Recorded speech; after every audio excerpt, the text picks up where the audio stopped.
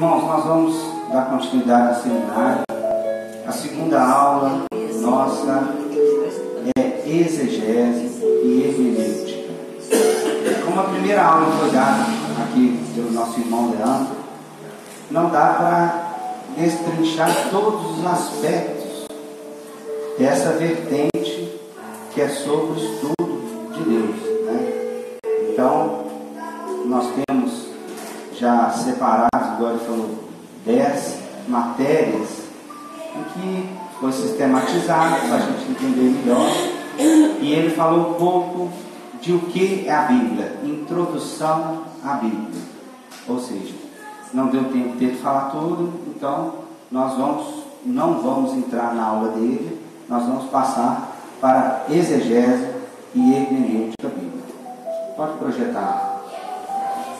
Vou ler um texto, dentre tantos outros, que nos instrui a sermos, a manusearmos bem a palavra, a sermos instruídos sobre as coisas de Deus. Esse texto está em Timóteo 2,15, que fala: procura apresentar-te a Deus aprovado, como obreiro, que não tem que se envergonhar, que maneja bem a palavra da verdade. Amém? Então, está ali o texto, exegese e hermenêutica bíblica. Pode pular.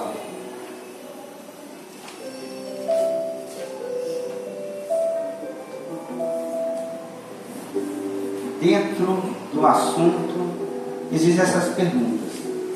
Preciso estudar a Bíblia? Como estudar a Bíblia? Existem maneiras diferentes de estudar a Bíblia?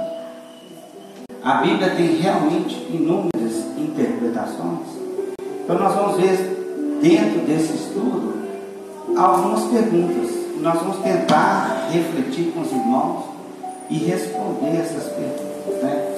Eu preciso estudar? Né? Nós já lemos aqui um texto que já fala que sim, né? Procura manusear bem a palavra da verdade.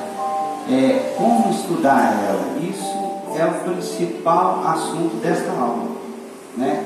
Existem maneiras diferentes e a Bíblia realmente tem inúmeras interpretações. Essas perguntas param no meio cristão. Essa é a verdade, né? Como o Leandro trouxe aqui, tem várias perguntas que às vezes nós não conseguimos responder. E nós vamos empurrando, né? Então hoje nós estamos aqui, paramos um pouco para refletir sobre esse contexto bíblico. Amém? Tá assim, por favor. O que é exegese?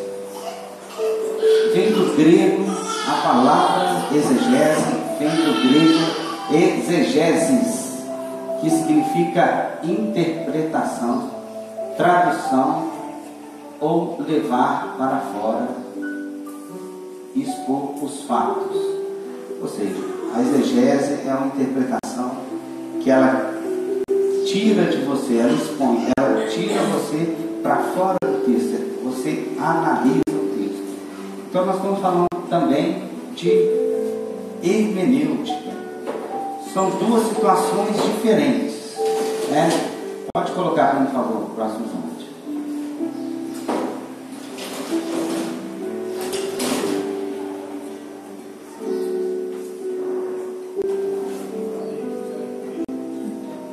Importante a gente ir familiarizando com esses termos, né? Para muitos, bibliologia, exegese, hermenêutica são coisas novas. Mas para muitos, isso já são coisas bem antigas, bem fixadas nas mentes. E se a gente comparar a esses outros irmãos, nós sabemos que nós estamos, né, com menos conhecimentos, nós estamos um pouco atrasados no conhecimento. Então tá, o que é hermenêutica? A palavra é uma palavra com origem grega que significa arte ou técnica de interpretar ou explicar um texto ou discurso. Então veja bem, a exegese é a interpretação de um texto. A hermenêutica é a arte de interpretar ele. Então, nesse estudo, nós vamos unificar a exegese e a hermenêutica, falando que é uma só coisa. Então não há vergonha nenhuma, não há dificuldade nenhuma nesse momento falar que exegese e hermenêutica é a mesma coisa, ok? No momento mais aprofundado, vocês vão ver que a hermenêutica é a arte é a aplicação da exegese. Então, quando nós falamos exegese e hermenêutica, nesse momento, a gente está querendo voltar para o estudo bíblico, ok? Pode falar. Existe dentro da exegese algumas visões que nós temos e alguns métodos que a gente usa para interpretar a Bíblia. Então, veja bem, se você entende que a Bíblia é de um jeito, você vai interpretar ela de um jeito. Se você entende que a Bíblia ela é de outro jeito, você vai interpretar ela dentro da visão, da concepção que você tem da Bíblia. Então, por que nós propomos a primeira aula, bibliologia? Para a gente ter a concepção real do que é a Bíblia. Como ela foi formada, né? Não deu tempo do irmão falar sobre alguns eventos, mas ele deixou bem claro, né, que ela veio inspirada através de homens, e foi escrita por mão de homens. Então a gente já consegue ter uma percepção mais racional do que é a Bíblia. Então a gente já consegue entender como nós vamos estudá-la. Ok? Então, existem 3 métodos, eu coloquei aqui 3 métodos que são mais usados, 3 tipos de visões, que fica bem claro e os irmãos vão identificar isso. Dentre vários outros, com variáveis, dentro de 2 desses métodos aqui, o negócio vai variando, aí que vai tendo várias interpretações, né? Um dos métodos é o fundamentalista, o outro é estruturalista e o outro é um método histórico crítico, ok? Então nós vamos falar sobre o método fundamentalista. Ele foi vindo seu objetivo era salvaguardar a herança protestante ortodoxa contra a postura crítica e cética da teologia liberal. Irmãos, essa metodologia, esse tipo de visão, ele é interessante. O fundamentalismo, ele é muito radical, a crença acerca do que a Bíblia é. O fundamentalista, eu vou diferenciar fundamentalismo de fundamentalista, ou seja, o fundamentalista que nós conhecemos é aquele justamente que entende que a Bíblia Deus entregou na mão de alguém. Então, para esse, você não pode falar nada sobre a Bíblia. É do jeito que veio, isso, foi Deus que falou, a palavra, a Bíblia veio pronta, não passou por processo nenhum. E ele veio justamente para salvaguardar uma metodologia que tinha, né, que sempre existiu, que é de examinar as Escrituras. Ou seja, com tantas críticas, com tantos argumentos acerca da Bíblia, o fundamentalista, ele se fechou. Eles estão contestando a Bíblia. Não gosta que contesta a Bíblia. É o estilo fundamentalista. Nós conhecemos vários irmãos que são assim, né? Não estão aptos para dialogar, não estão para ensinar, eles se retêm, né? Ok? Então isso é muito comum, muito comum. Esse método tende a absolutizar o sentido literal da Bíblia. Ou seja, ele pega aquilo que está literal, está escrito daquele jeito e daquele jeito. Não tem uma interpretação mais séria. Ok? Prossiga, por favor. Seu aspecto positivo reside na seriedade com que ele encara a revelação de Deus. Então veja bem, o fundamentalista, ele encara a Bíblia com seriedade, né? Ele fala assim, não, do jeito que está aqui, É o que eu acredito. A minha fé está aqui, ok? Pode pular. Mas ele tem o contra, né?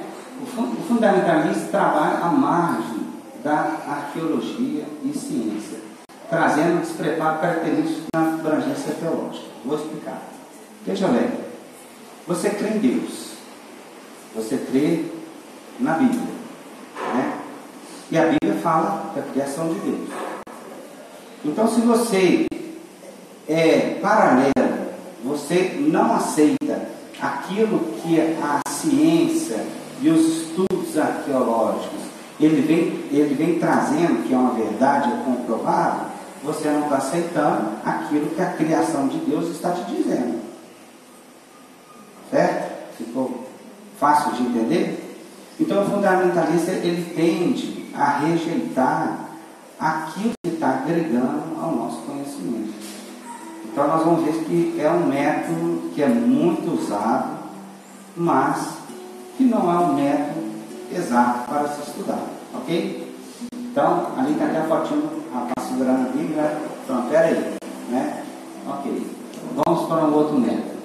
O método estruturalista. Irmãos, todos os métodos aqui são muito usados. Não é à toa que nós colocamos, é justamente para a nossa reflexão. É empregado com uma análise sincrônica, ou seja, a pessoa ela entende que a Bíblia ela foi gerada, ela foi montada como um quebra-cabeça e ela tem algumas chaves que linkam com outros textos.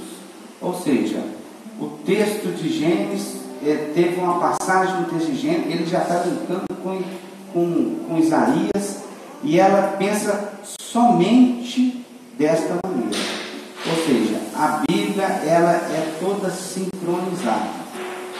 Aparentemente também, é um método que a gente vê muito usando, a gente vê pregadores falando, tal texto está falando isso, então outro texto está falando isso, mas a gente não para perceber que ele está fazendo, como é que fala? Ele está fundamentando, ele está fortalecendo a pregação, o estudo, mas existe uma exegese forte com um contexto por trás. E o que acontece? Nesse método, a pessoa ignora. Ela ignora todo o contexto e começa a estruturar a Bíblia. Ela já parte do princípio que no texto ele tem que procurar o texto. Já parte desse princípio. O livro ele não tem uma razão por si só. Então nós vemos pessoas argumentando, criando doutrinas, e falando, eu conheço porque tal texto fala isso, olha esse texto e tal. Aí quando a gente vai estudar a Bíblia, vai ver o contexto, a gente fica até sem graça de falar que não. O que você está falando não é bem assim, né? Ele tem um contexto, tinha um porquê, o autor quis falar outra coisa sem ser isso que você falou. Ou seja, no estruturalista, quem usa esse método, ele procura um sentido além da intenção do autor. Então, quem foi usado para escrever, você já ignorou, se você partir desse princípio. Ok? Vamos para o próximo método. Os contras. Os aspectos positivos. Destaca-se que o estruturalismo educa para uma leitura atenta de modo como o texto foi escrito. Então veja bem, irmãos, todos nós somos cristãos, somos convertidos no Senhor, lemos a Bíblia, estudamos a Bíblia. Então nenhum método de leitura, de exegese, de interpretação bíblica vai falar que você não é uma pessoa que busca, né? Então ele está falando, ele educa a uma leitura atenta. Ótimo, é isso mesmo. Nós vamos ver que essa ideia de se estruturar, ela pode ser usada, mas não partimos do princípio, deste princípio, ok? Os irmãos vão entender mais para frente. É um um método difícil de assimilação, muito difícil. Eu coloquei ele até um Lego, porque na prática os irmãos vão entender muito bem. Cada um monta a sua tese, cada um monta a sua interpretação. Você pega não sei quem já teve a oportunidade de ter um Lego, você começa a ver que no Lego você pode fazer grandes coisas. Aí na hora que você começa a montar o Lego, um faz um barco de um jeito, outro faz um barco do outro jeito, e no final ainda acontece o seguinte, sempre acontece isso com o Lego, faltam algumas peças. Quem já teve Lego sabe. Começa a montar e fala assim, vou ter que comprar outro Lego agora, porque está faltando logo a peça para eu fechar aqui no finalzinho. Então o método estruturamento. Você começa a querer estruturar e querer explicar a Bíblia estruturando os textos. Ok? Isso é muito comum. Pode passar.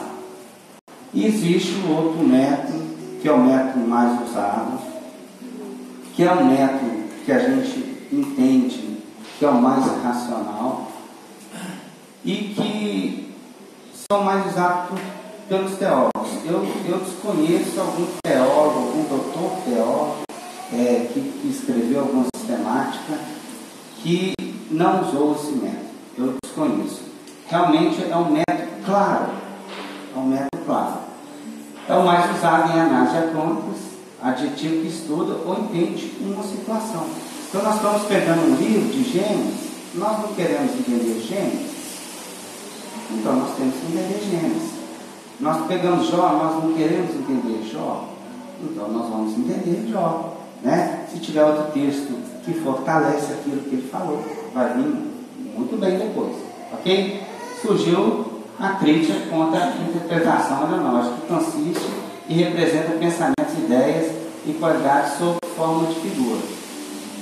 Isso que está falando ali é muito usual, muito usado no método que a gente falou anteriormente. Como o método estrutural, ele tem as suas falhas, você não consegue encaixar os textos exatamente, então o pessoal começa a acrescentar coisas externas. Uma delas, muito polêmica, mas que foi falada aqui na primeira aula, é a revelação espontânea. Ou seja, não estou fechando o texto, estou tendo uma revelação espontânea para mim entender o texto. Ou seja, na bibliologia nós falamos que a Bíblia ela é o quê? Autor, ok? Então a inspiração da Bíblia ela é a autoridade.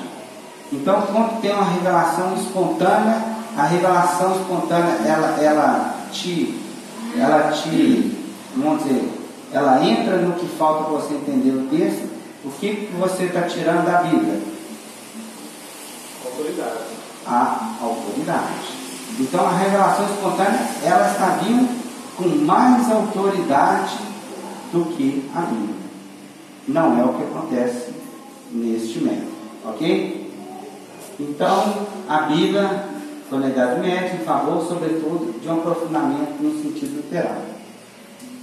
Então nós vamos aprofundar mais um pouco, ok? Um método característico por ser racional e questionador. Então nós já entramos no texto, lendo o texto. Nós entramos no texto, interpretando o texto, entendendo o que o autor queria falar com o texto, não os versículos isolados, né? Pressupostos principais, a crítica, a analogia, a correlação, né?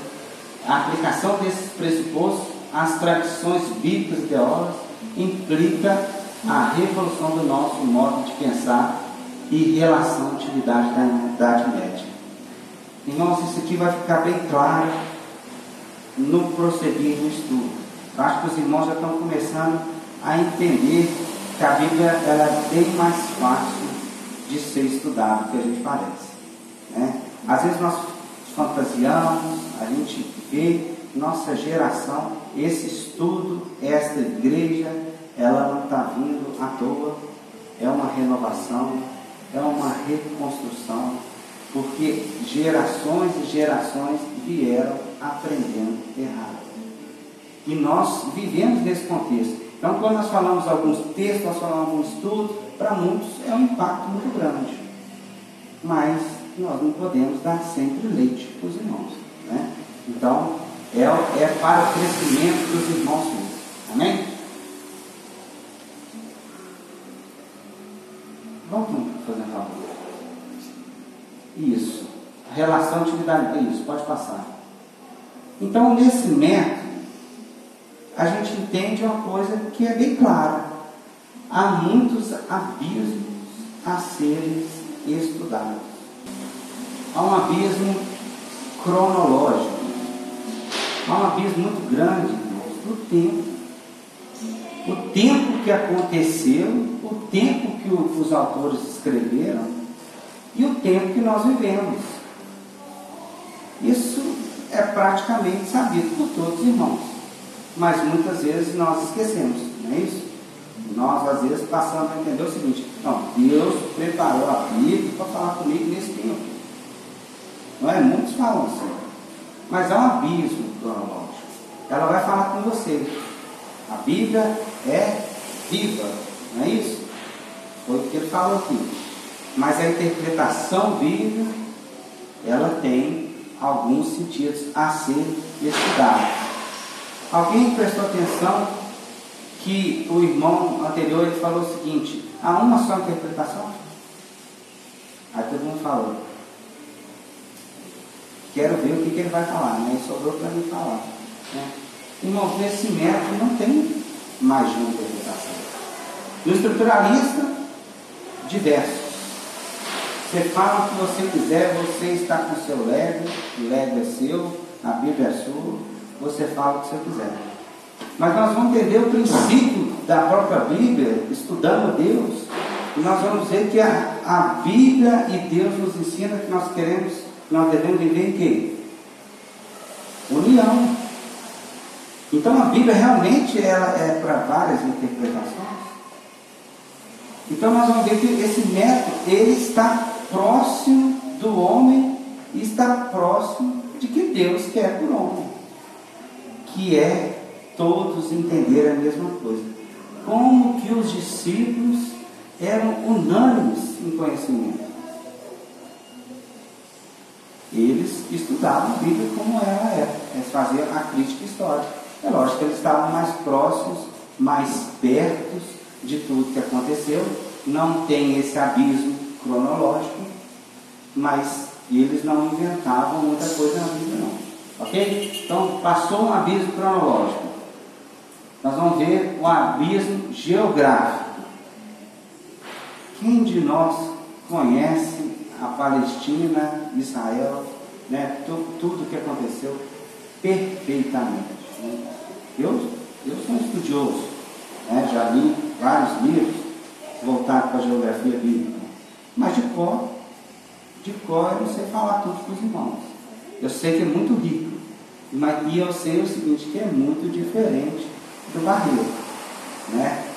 É muito diferente do Palmares. Então, quando nós pegamos a Bíblia, se nós ignorarmos isso, nós realmente vamos ter uma má interpretação e vamos partir para uma linha que vai se tornar uma heresia. Ok? Então, vamos lá, siga. Há um abismo cultural.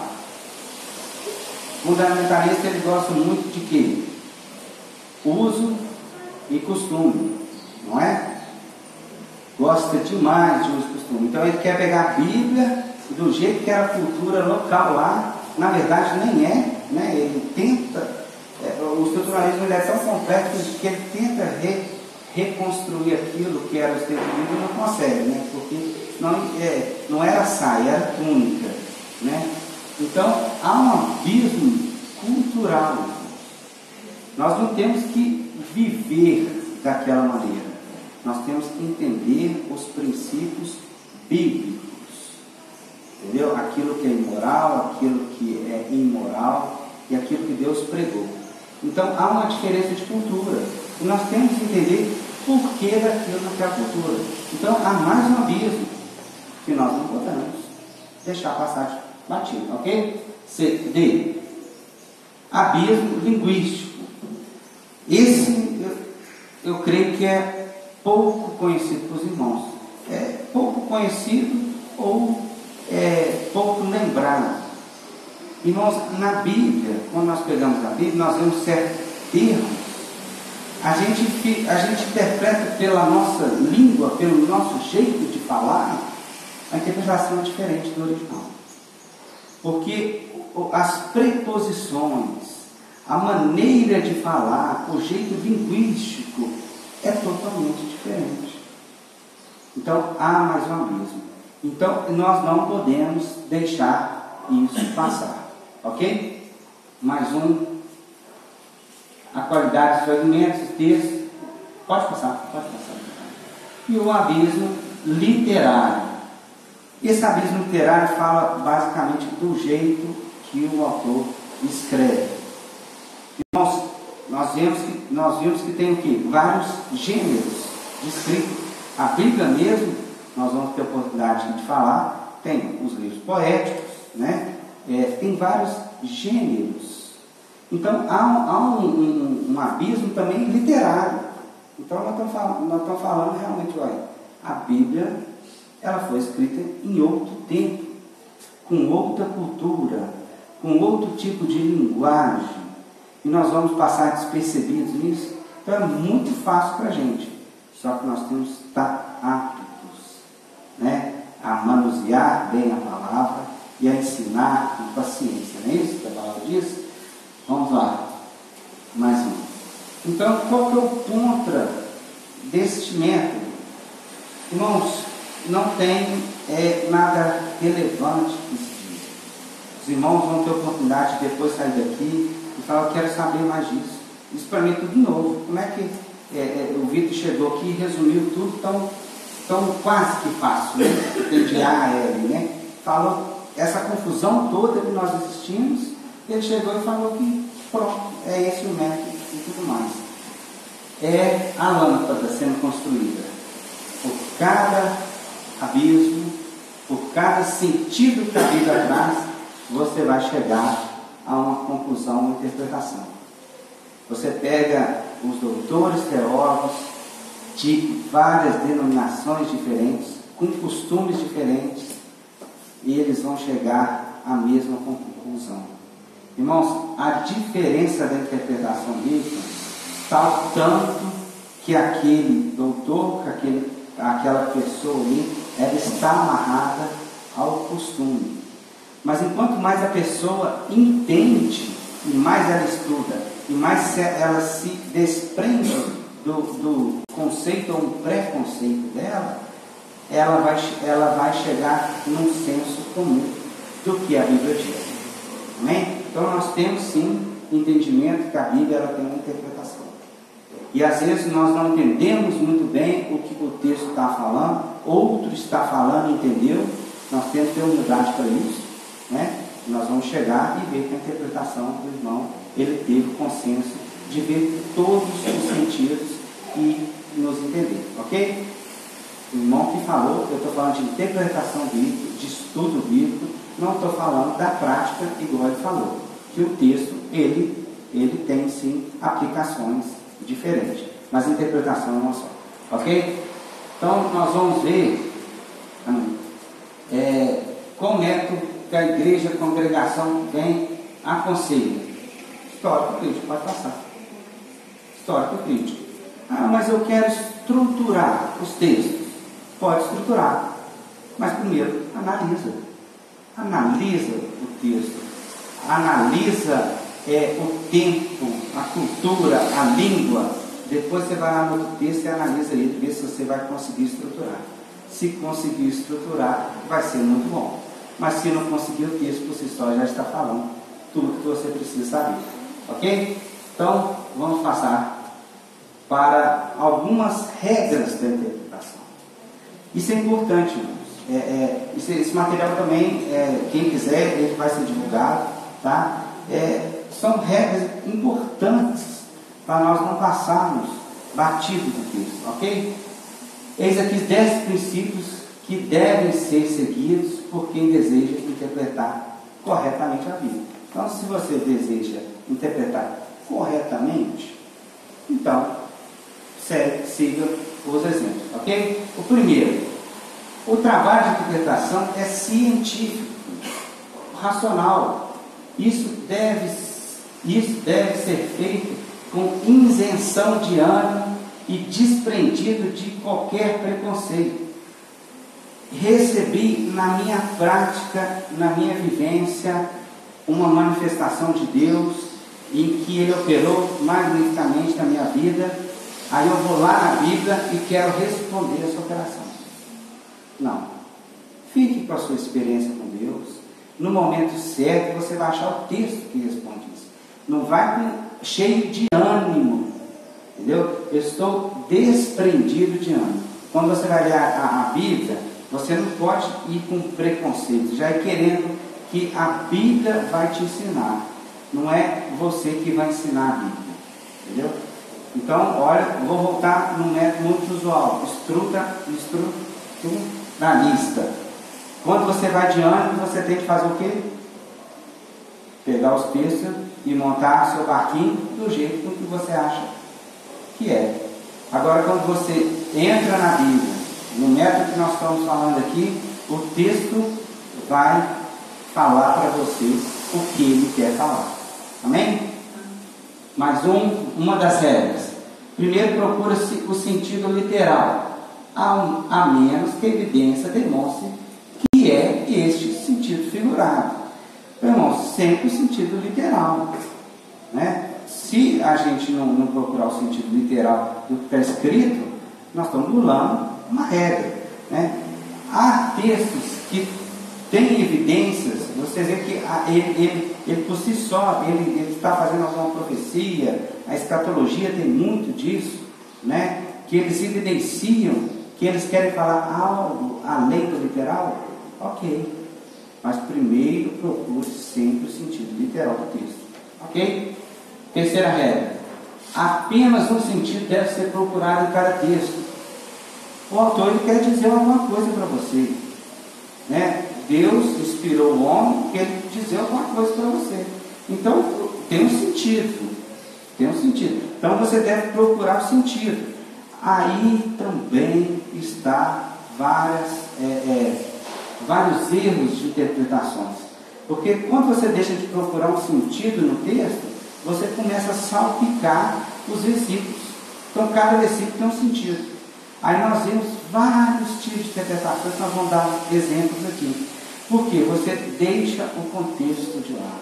Você deixa aquilo que o autor quis dizer, deixa de interpretar todos aqueles avisos que nós vimos aqui. Ok? A terceira regra. O texto ele tem um sentido a falar contigo. Amém? Quarto, aprender a ler cuidadosamente o texto e fazer algumas perguntas relacionadas com a passagem para chegar às conclusões circunstanciais. Ou seja, é basicamente o que nós estamos falando. Ler, histórico crítico, ler e interpretar. Ok? Então vamos para a próxima. 5. No 4. Isso. Quem escreveu, qual tempo, lugar escreveu, por que escreveu, a quem se dirigia o escritor, muito importante. Carta de Coríntios falava quem? Coríntios. Coríntios tinham cultura? Tinham porquê? Tinha. Então, situações diferentes. Ok? O que o autor queria dizer, pode passar para mim, por favor? Sempre ter em vista o contexto. Não sempre. O contexto é essencial. Né? Ler o que está antes e o que vem depois para concluir aquilo que o autor tinha em mente. Há textos, irmãos, que o que vem depois explica o que ele está falando que é assim. Não é só o que é anterior, não. Tá? Então, o contexto antes e depois é importantíssimo. Próximo, o texto deve ser interpretado através de um conjunto das escrituras e nunca através de textos isolados. Ok? Textos isolados não, são um conjunto das escrituras. Próximo. Deixe a Bíblia interpretar a própria Bíblia. esse princípio vem da reforma protestante. Ok, reforma protestante. O que a reforma protestante, que vamos dizer, que iniciou essa igreja também que nós estamos aqui, que são protestantes, pregava? Um deles, o livre arbítrio, o livre exame das Escrituras, não é isso? Se você não tem um livre exame, se você está cheio de dogma, se você tem uma pré-definição de outra igreja, você pode falar que você é um protestante? Tem muitas igrejas que falam que sim. Ok? Então, a Bíblia ela interpreta a si mesma. Primeiro, você busca na Bíblia a interpretação. Ela tem a sua interpretação. Ela não precisa de outro livro. Há livros de culturas que falam da época, sim. Isso vai ajudar a interpretação. Mas a interpretação é Bíblia por si só. E você não interpreta o texto e traz para a Bíblia. Ok? Ficou entendido? Vamos lá. O próximo. Sobre a inspiração divina, a Bíblia ensina apenas uma teologia. Nós falamos. Não pode haver diferença doutrinária entre um livro e o outro da Bíblia. Então veja bem. Você pegou um livro, esqueceu dos outros, leu até o final e falou, entendi o livro. Aí pegou o outro, leu até o final e falou, entendi o livro. Só que você falou assim, olha, uma coisa está contradizendo a outra. Irmãos, com certeza a interpretação ela está errada. Não há diferença doutrinária na inspiração de Deus. Os irmãos vão entender muito bem isso. Quando você começa a estruturar, ou é um fundamentalista que vai desse jeito, você não consegue encaixar. Mas se você interpretar o contexto e entender, você vai entender o seguinte, que a Bíblia ela está convergindo para o mesmo lugar. Não há, por mais que muitos queiram entender assim, não há diferença entre um livro ou outro. Portanto, que existe até o canônico, né? Não deu para falar na primeira aula, mas que é considerado os livros inspirados. Os livros foram feitos um filtro daqueles livros que foram considerados inspirados. Os que não são inspirados são fora desse filtro. Esses aqui divergem para a mesma teologia. Ok? Próximo. Ler o texto em todas as traduções possíveis. Irmãos, hoje não está muito difícil. Existem Bíblias, eu mesmo tenho, que já trazem referências do hebraico, do grego, existem Bíblias atualizadas. Então, que os irmãos puderem passar por outras traduções para ver o que as traduções falam é muito importante. Muitas vezes as traduções nos trazem luz sobre o que o autor quer dizer. Ok, pode passar. E a última, feita a exegese, se o resultado do título contrariar os princípios bíblicos fundamentais da Bíblia, ele deve ser colocado de lado e o trabalho exegético recomeçado novamente. Irmãos, princípio do amor, entendeu? Há princípios bíblicos. Se você lê, interpretou e está mandando você matar um irmão, recomeça, entendeu? Recomeça de novo. Nós falamos aqui, feito a exegese, com todo o contexto, você chegou à conclusão que contraria os princípios bíblicos, refaça novamente que você vai chegar numa exegese bem mais feita, bem feita, ok? Então nós vamos dar alguns exemplos aqui para finalizar a aula. Pode passar. Exemplos de interpretações errôneas, né? Rapaz com a cabeça, e quando a gente descobre que está errado, é assim que a gente faz, né? Faz assim, poxa, sempre falei isso, sempre preguei isso. Então, vamos lá. 1 Filipenses 4,13. Tudo posso naquele que me fortalece. Ok, é o texto. Então, uma breve interpretação sobre ele. Pode passar. Interpretação popular. Tudo posso ter, comprar, fazer naquele que me fortalece. Né? Eu tudo posso ter. Né? É a teologia da prosperidade. Né? Ok. As considerações. O apóstolo Paulo afirma nos versículos anteriores: aprendi a viver contente em toda e qualquer situação, sem estar abatido, ou a ter abundância, ter fartura ou ter fome. Então ele passou por todas as situações, né? Vamos lá, ver a interpretação correta. Tudo posso suportar naquilo que me fortalece. Ok? Vamos ver mais um exemplo da diferença da exegese. Efésios 4, de 1 a 2. Rogo-vos que andeis como é digno da vocação com que fostes chamados, suportando-vos uns aos outros em amor. Ok? Vocês são dignos, suportem uns aos outros com amor. A interpretação popular: o cristão deve suportar os seus irmãos em fé. Amém, irmãos? Eu acho até engraçado, né? Eu não gosto do fulano, então eu vou suportar ele, né? Não sei de onde está gerando o amor dentro da pessoa para fazer isso, né? Olha para você ver, se contraria o princípio bíblico, a interpretação está errada. E nós vamos ver que está errado, né? Então, vamos lá, considerações. Nessa interpretação, o verbo suportar torna-se sinônimo de tolerar, aguentar, mas na verdade o significado bíblico é outro. Suportar é dar suporte. Pode passar. A interpretação correta: devemos suportar os nossos irmãos, isto é, ajudá-los em suas aflições e em seu crescimento espiritual. Irmãos, Paulo está falando para quem é convertido, para quem é crente, para quem é igreja, para quem quer fazer a obra do Senhor.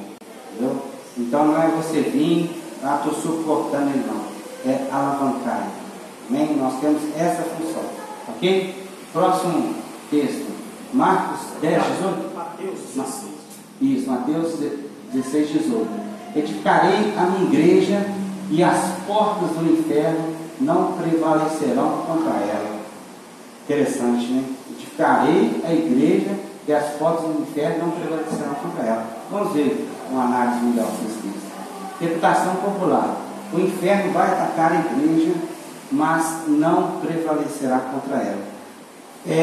Veja bem, irmãos, tem muitos irmãos assim, parados, abatidos, porque o inferno está atacando nossos lares, está atacando a igreja, está atacando o nosso trabalho, e nós não temos força nenhuma, né? Vários irmãos estão assim, porque o inferno vai atacar a igreja, mas não prevalecerá, ou seja, é Deus que vai proteger.